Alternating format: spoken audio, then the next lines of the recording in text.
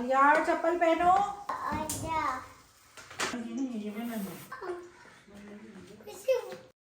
अस्सलाम वालेकुम। मेरा वीलॉग उन तमाम होम मेकर्स के लिए है जो ख़ुद को स्मार्ट रखने के साथ अपने घर को भी स्मार्ट रखना चाहती हैं। अपने घर के साथ अपनी स्किन का भी ख्याल रखती हैं क्योंकि ये बेहद ज़रूरी है। इसलिए मैं रेगुलर रूटीन में सुबह फेस वॉश के बाद मॉइस्चराइज़र लाजमी शामिल करती हूँ। रोज़ाना सुबह के टाइम लगाने से फेस ड्राई नहीं होता और ग्लो करता रहता है। साथ ही स्किन केयर में शामिल होता है सन ब्लॉक, जो मेरी स्किन को हार्श यूवी रेज से प्रोटेक्टेड रखता है। मेरी स्किन केयर में ज़्यादा आइटम्स नहीं शामिल होते, बस थोड़ी सी बेसिक चीज़ें हैं जिनके इस्तेमाल से बाद में पूरा दिन के लिए मैं रेडी हो जाती हूँ। आजकल वॉशरूम में पड़े पड़े भी टॉवल्स इतने ज़्यादा गीले हो जाते हैं कि रोज़ रोज़ इन्हें धूप लगाना बेहद ज़रूरी होता है। स्मार्ट होम मेकर्स की किचन की रूटीन का आगाज़ होता है ग्रॉसरी वाली अलमारी से, जहाँ पकाने की हर चीज़ मिल जाती है। और स्मार्ट होम मेकर्स हमेशा एक दिन पहले डिसाइड कर लेती हैं कि क्या कुछ पकाना है और कुकिंग के लिए किन किन इंग्रेडिएंट्स की ज़रूरत पड़ने वाली है।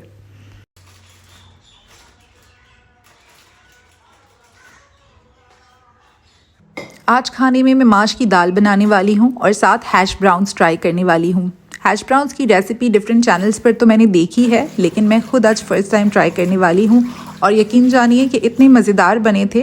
तो जो मिस्टेक्स बाकी लोग करते हैं वो आप ना करिएगा। आपके साथ रेसिपी भी शेयर करूँगी। सबसे पहले यहाँ माश की दाल को पानी में भिगो के रख देते हैं और जैसे कि मैं अपने हर व्लॉग में बताती हूँ कि सिंक को कभी भी अनक्लीन ना छोड़ें और बर्तन को हाथ के हाथ साफ़ करते रहें।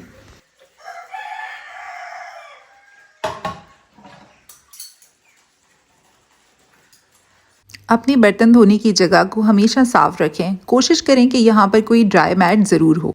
अक्सर बर्तन धोते हुए पानी नीचे भी गिर रहा होता है, तो मेरी कोशिश होती है कि नीचे कोई ना कोई टॉवल या कोई ऐसी चीज़ बिछा दूं कि पानी फर्श पे ना गिरे, क्योंकि उससे फिर स्लिपर्स के निशान बनते हैं और फिर पूरा किचन गंदा हो जाता है। इसके साथ साथ मेक श्योर करें कि एक कोई छोटा सा ऑर्गेनाइजिंग बास्केट लेकर आएं जिसमें आपने अपने बर्तन धोने का साबुन रखा हो, स्पॉन्ज रखा हो, साथ बर्तन धोने का लिक्विड रखा हो और एक हैंड वॉश लाजमी रखें, क्योंकि अक्सर हम कुकिंग करते हुए अपने हाथ क्लीन करना भूल जाते हैं या किचन से वॉशरूम दूर होता है तो फिर हैंड्स वॉश नहीं होते। अगर हैंड वॉश या क्लीनर सामने ही पड़ा होगा तो हाथ के हाथ भी धुलते रहेंगे और फिर काम साफ सुथरे हाथों से होगा, क्योंकि कुकिंग के साथ हाइजीन का ख्याल रखना भी बहुत ज़रूरी होता है। बर्तन धोने के बाद अपने सिंक को लाजमी साफ़ रखें, क्योंकि हमेशा इसमें कोई ना कोई चीज़ धुल रही होती है। मैं वेजिटेबल फ्रूट्स वगैरह भी इसमें वॉश कर रही होती हूँ और वैसे भी अगर सिंक अनक्लीन हो तो वैसे ही किचन अनक्लीन लगता है। तो इसीलिए बर्तन धोने के बाद मैं सिंक भी वॉश करती हूँ और उसके बाद अपने हैंड्स भी वॉश करती हूँ। यहाँ आपको देने वाली हूँ एक बहुत अच्छी सी रेसिपी जो बच्चों को आप एज स्नैक दे सकती हैं। अक्सर हम बच्चों के लिए केक तो बना रहे होते हैं, लेकिन मैं बहुत हेल्दी वर्जन ऑफ सूजी का हलवा बनाऊंगी जो कि बच्चों को मैं एज अ स्नैक दे रही होती हूँ। इसमें तकरीबन ताकत की तमाम चीज़ें शामिल होती हैं। अगर सूजी को इस तरह से आप भून लें और उसके बाद उसमें थोड़ा सा देसी घी शामिल कर दें तो बच्चों को देसी घी की ताकत भी मिल रही होती है, जो वैसे रोटी वगैरह पर देना तो बहुत मुश्किल होता है और केक्स में तो आप ऐड इन नहीं करते। तो यहाँ सूजी की अच्छी तरह से भुनाई कर लें, इतना कि यहाँ इसका कलर चेंज हो जाए और उसके बाद 1 से 1.5 कप दूध शामिल कर लें। ये उन बच्चों के लिए बहुत हेल्दी है जो वैसे दूध वगैरह नहीं पी रहे होते या अवॉइड कर रहे होते हैं, तो इस तरह से उन्हें दूध भी मिल जाएगा। और यहाँ मैं 2 कप पानी भी शामिल करूँगी ताकि सूजी अच्छी तरह से कुक हो जाए। और उसके बाद अच्छी तरह से ये सारा मिक्सचर मिक्स करके और फिर दोबारा से चूल्हा ऑन कर दूँगी। अगर गरम गरम ही दूध में सूजी मिक्स कर लें तो अक्सर उसमें छोटी छोटी गुठलियाँ बन जाती हैं, तो इसको अवॉइड करने के लिए चूल्हा बंद करके दूध मिक्स करें और उसके बाद फिर चूल्हा ऑन कर दें। इसमें मैं चीनी की जगह गुड़ शामिल करूंगी। अगर आपके पास गुड़ है तो ज़रूर शामिल करें। इसके साथ साथ मैंने खजूरों को ग्राइंड करके और उसका मिक्सचर भी इसमें शामिल किया है। आप चाहें तो इस स्टेज पर ड्राई फ्रूट्स का एक पाउडर बना के रख लें और वो भी शामिल कर सकते हैं। मेरा ड्राई फ्रूट्स का पाउडर ख़त्म हो गया था तो मैं फ़िलहाल सिर्फ खजूरों का ही हलवा बनाऊँगी। इस सारे मिक्सचर को अच्छी तरह से मिक्स करने के बाद थोड़ा गाढ़ा होने का वेट करूँगी और जब गाढ़ा हो जाएगा तो चूल्हा बंद कर दूंगी। ये हलवा बनाना बहुत इजी है और बहुत ही हेल्दी ऑप्शन है। आपके बच्चों को ये ज़रूर पसंद आएगा। मैंने अपने बच्चों के लिए बनाया था और आधे से ज़्यादा ख़त्म हो गया था। इसे आप खुद भी खा सकती हैं। मैं भी अक्सर स्नैक ब्रेक में नाश्ते के बाद जब भूख लगती है तो ये हलवा खा लेती हूँ। इसे मैं यहाँ डिश आउट कर दूँगी और ठंडा होने के बाद मैं इसे प्लास्टिक से रैप करके और फ्रिज में रख दूँगी। ये देखें थोड़ी सी सूजी से कितना ढेरों ढेर हलवा बन के रेडी हो गया है। तो बस यहाँ मैं इसको प्लास्टिक रैप करके रखने वाली हूँ। इसमें से हाफ बाउल तो मेरे बच्चे ख़त्म कर चुके हैं और बाकी का हाफ बाउल मैं कल उनको खिलाऊंगी।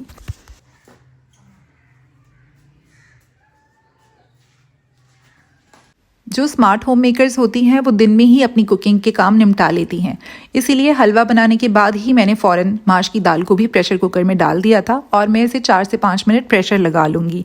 माश की दाल को बहुत ज़्यादा प्रेशर नहीं लगाना होता क्योंकि फिर वो दाल बहुत ज़्यादा नरम हो जाती है और फिर उसका टेस्ट अच्छा नहीं आता। माश की दाल को बॉयल करते हुए मैं इसमें शामिल करूँगी थोड़ा सा नमक, हल्दी और लहसुन अदरक का पेस्ट और ये तमाम चीज़ें शामिल करके फिर मैं इसे बॉईल कर लूँगी और उसके बाद फिर मैं इसका तड़का बनाऊँगी। आज मैं खाने में एक बहुत ही मज़ेदार सी चीज़ बनाने वाली हूँ क्योंकि आलू काफ़ी सस्ते हुए हैं इन सर्दियों में और नए वाले आलू हैं तो उनके साथ हैश ब्राउन्स की रेसिपी बहुत अच्छी बनती है। हम अक्सर आलू की टिक्की तो बनाते ही हैं लेकिन हैश ब्राउन्स एक बिल्कुल डिफरेंट रेसिपी है जो कि वो बच्चे जो नॉर्मली आलू के कबाब इतने ज़्यादा पसंद नहीं करते उन्हें आप ये बना के दें, वो बहुत ज़्यादा इंजॉय करेंगे। इसके साथ साथ आप और आपके हस्बैंड चाय के वक्त भी इन्हें फ्राई करके खा सकते हैं। इसका टेस्ट बहुत ही मज़े का होता है और इसकी रेसिपी मैं आपके साथ सही तरह से शेयर करने वाली हूँ। इसमें मैंने आलूओं को छील के और उसके बाद इस तरह से हाफ हाफ काट लिया है और उसके बाद मैं इन्हें बॉईल करने के लिए रख दूंगी। अच्छा, यहाँ ख्याल ये रखना है कि आलूओं को सिर्फ 10 मिनट के लिए बॉईल करना है, वो भी नॉर्मल चूल्हे पे, प्रेशर नहीं लगाना। तो आलूओं को बीच में थोड़ा सा कच्चा ही रहने दें। इसी तरह से इसकी रेसिपी बनती है। अगर आप उनको पूरी तरह से गला लेंगे तो फिर वो आलू के कबाब बन जाएंगे, फिर वो हैश ब्राउन नहीं बनेंगे। आलू बॉईल करते हुए उनमें थोड़ा सा नमक शामिल किया है और उसके बाद दूसरी तरफ हम माश की दाल के तड़के की तैयारी करते हैं। ये बहुत ही मज़ेदार ढाबा स्टाइल माश की दाल की रेसिपी बनके तैयार होती है। बहुत अच्छा टेस्ट आता है और बनाना भी बहुत ही आसान है। जिस दिन खाना बनाने के लिए टाइम कम हो उस दिन तो ज़रूर ये बनाएं। इस तरह से हाफ कप ऑयल पैन में डालें, उसमें थोड़ी सी प्याज शामिल करें, लहसुन अदरक का पेस्ट साथ भून लें, फिर उसमें बेसिक मसाले शामिल कर लें जिसमें मैं हल्दी, थोड़ा सा गरम मसाला पाउडर, थोड़ा सा धनिया पाउडर और जो मिक्स करी मसाला है वो मिक्स करके उसकी अच्छी सी भुनाई कर लेती हूँ। उसके बाद उसमें टमाटर का पेस्ट ऐड कर दें, साथ ही इसमें कटी हुई हरी मिर्चें शामिल कर दें, यानी हरी मिर्चों को कट लगा के और फिर वो शामिल कर दें। इसकी कर लेंगे अच्छी तरह से भुनाई और उसके बाद इसमें माश की दाल ऐड कर लेंगे और इसको पकने के लिए छोड़ देंगे। दूसरी तरफ हैश ब्राउन्स के लिए जो आलू बॉईल किए थे उनको हम कद्दूकश कर लेंगे। उसको हम मैश नहीं करेंगे बल्कि कद्दूकश करेंगे। इसी तरह से हैश ब्राउन्स बनते हैं। फिर उसमें कुछ बहुत ही बेसिक सी चीज़ें शामिल करेंगे जैसे नमक, सोया सॉस, थोड़ी सी कुटी हुई लाल मिर्च और फ्रेशली ग्राउंडेड काली मिर्च शामिल करके इसको अच्छी तरह से मिक्स कर लेंगे। इसके साथ ही इसमें 2 चम्मच कॉर्नफ्लोर के ऐड करेंगे और साथ में 1 अंडा फेंट के वो इसमें शामिल कर लेंगे। कबाबों का मिक्सचर रेडी करने के बाद इसे 10 से 15 मिनट के लिए फ्रीज़र में रख लें और उसके बाद कबाब बनाएं तो बहुत अच्छे बनेंगे। हैश ब्राउन्स के लिए जो कबाब बनते हैं उनकी शेप थोड़ी सी टेढ़ी मेढ़ी होती है और यही इनका असल लुक होता है। इसको बिल्कुल गोल नहीं करते, अगर गोल कर लेंगे तो फिर वही आलू टिक्की की शेप आ जाएगी। तो इस तरह से हाथ गीले करके और इसके हैश ब्राउन्स के टिकियाए रेडी कर लें। अगर आपके बच्चे स्कूल गोइंग हैं तो ये बच्चों को लंच बॉक्स में देने के लिए भी बेस्ट रेसिपी है। इसका टेस्ट भी कुछ फ्रेंच फ्राइज़ की तरह ही आता है। मेरे बच्चों ने बहुत लाइक किया था और यकीनन आपके बच्चे भी इसे बहुत ज़्यादा पसंद करेंगे। यहाँ तेल को अच्छी तरह गर्म करने के बाद हैश ब्राउन्स को फ्राई करने के लिए रख दिया है। माश की दाल भी दूसरी तरफ तकरीबन डन हो गई है, जिससे मैं हरा धनिया, हरी मिर्च और अदरक के साथ गार्निश कर लूँगी और 2 मिनट के लिए दम पे रखूँगी और उसके बाद डिश आउट कर लूँगी।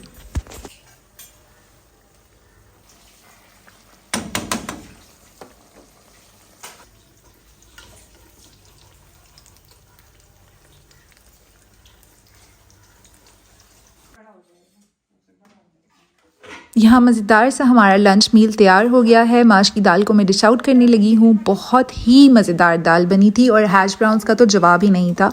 अगर आप लंच के लिए कंफ्यूज हो रहे हैं तो माश की दाल के साथ हैश ब्राउन्स ज़रूर ट्राई कीजिएगा। और यहाँ टाइम है खाने को सर्व करने का। आज के लिए इतना ही। आई होप आपने मेरा आज का व्लॉग पसंद किया होगा। लाइक एंड सब्सक्राइब ज़रूर कीजिएगा। अपनी कीमती राय से आगाह करना मत भूलिएगा। मैं सबके कमेंट्स का फ़ौरन जवाब देती हूँ। अपना बहुत ख्याल रखिएगा। अगले व्लॉग तक के लिए इजाज़त। अल्लाह हाफ़िज़।